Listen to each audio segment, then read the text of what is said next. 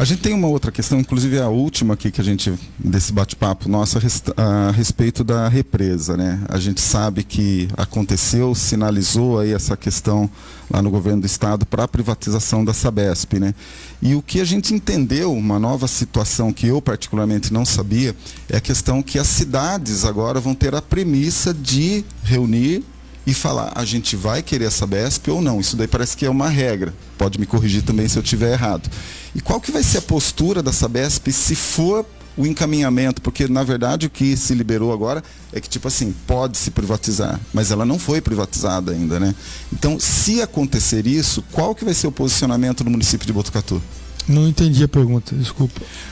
O governo do estado, eles liberaram a favor da questão da privatização. Só que, pelo que a gente foi buscar informação, cada município vai ter que falar, não, eu quero continuar com a Sabesp ou não. Como se fosse um novo aceite dessa situação nova.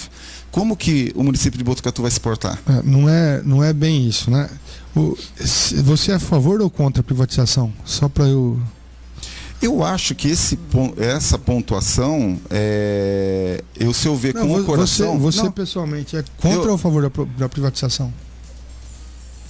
Bom, eu não precisaria responder, mas vendo com o coração, pelo meu pai ser um sabespiano, eu sou contra. Só que na situação que eu acho que a gente está enfrentando, que a Sabesp já está praticamente meio a meio, eu seria a favor. Mas eu queria saber onde vai ser aplicado. Não, desculpa, você não precisa responder se você não quiser, lógico. Mas se é contra, eu não entendi. Se é contra ou a favor da privatização? Eu sou a favor. Se é a favor, tá bom. Sou a favor, mas eu não sou. Eu quero saber onde vai ser aplicado isso. Então, eu tenho as minhas ressalvas com relação a isso daí. Só que com amor, eu volto a falar. Não, mas se é com amor, mas se é a favor da privatização, é isso? Não, eu sou radicalmente contra, minha posição não mudou, mesmo apoiando o Tarcísio no segundo turno, tive a oportunidade de conversar com ele algumas vezes antes das eleições, né? E falei para ele, vou antes da eleição ainda, né? Vou apoiar, né, essa candidatura por achar que é uma pessoa competente, um técnico, né? Eu defendo uma gestão técnica, mas sou contra a privatização e vou lutar, né, radicalmente contra, é o que eu tenho feito, né, na Assembleia Legislativa, nos espaços, nos fóruns que eu tenho para discussão, né, e acho que tem muita coisa que vai acontecer ainda. Foi aprovado na Assembleia Legislativa, mas agora tem que passar, né, o governo fala que não, mas tem que passar pela aprovação nas câmaras de vereadores. A gente tem, pelo que eu entendi, não sei se vai mudar essa posição dos vereadores, a gente tem 11 vereadores, 11 são contra a privatização da Sabesp, pelo menos foi o que mencionaram na última reunião sobre esse tema que a gente teve, numa audiência pública sobre esse tema que a gente teve. Então a gente vai precisar entender muito ainda, Fernando, muita coisa sobre isso.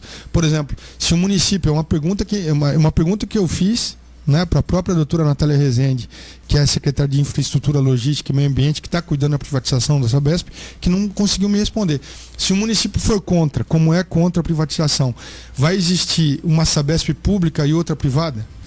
O que vai acontecer com a tarifa?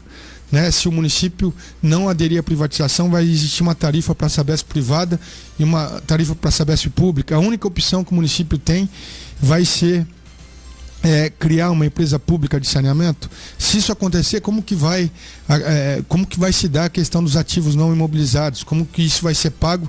Se quem está rompendo o contrato é o governo, não é o município de Botucatu, tem um contrato com a Sabesp até 2040, com a Sabesp pública, né? Então tem muita coisa que vai ter que ser respondida ainda.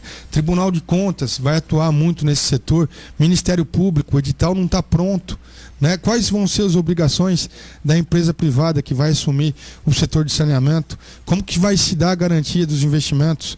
Qual que é a garantia que a gente vai ter de redução de tarifa, né? Que a gente escutou muito com relação à privatização da empresa. Quais são as garantias? Né? Então tem muita coisa que tem que ser explicada nesse ponto, mas eu quero novamente, né, de maneira muito clara, muito objetiva, falar que eu sou contra a privatização. Eu acho que a gente perder o controle do Estado é algo muito ruim. Saneamento básico não é um serviço que você possa simplesmente passar para a mão do capital privado sem estabelecer níveis de controle. Eu fico muito preocupado, falei isso para o governador, né? A cada 10 anos a gente vive uma crise hídrica. Como que a empresa privada vai gerir uma crise hídrica, né? A Sabesp geriu uma crise hídrica investindo bilhões de reais sem ter que sentar com o poder concedente para poder reequilibrar contrato, né? A Sabesp foi lá e fez a interligação do Paraíba do Sul com o sistema Cantareira, foi buscar água no sistema São Lourenço, lá em Ibiúna. A Sabesp fez os investimentos para poder trazer água lá do Itapaiaúns, que é uma vertente atlântica, lá em Bertioga. Eu fui conhecer esse sistema quando era engenheiro da Sabesp aqui em Botucatu ainda. Fui um dos engenheiros que participou das soluções de abastecimento da região metropolitana. A Sabesp investiu bilhões de reais sem aumentar a tarifa. Muito pelo contrário, Fernando, a Sabesp reduziu a tarifa. Não sei se você lembra do bônus que a Sabesp deu para quem economizava água. A empresa privada vai fazer isso numa crise hídrica? Vai fazer os investimentos que a Sabesp fez e ainda bonificar os clientes que reduzirem consumo?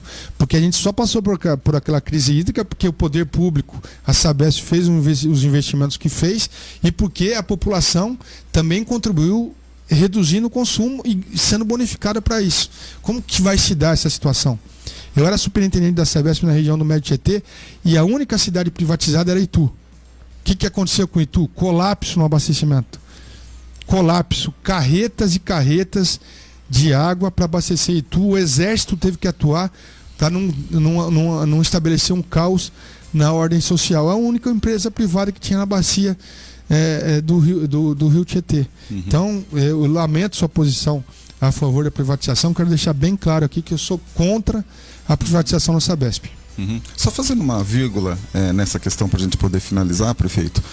Se São Paulo não aderir, porque toda cidade vai ter essa premissa de aceitar ou não a questão da privatização e da continuidade do serviço.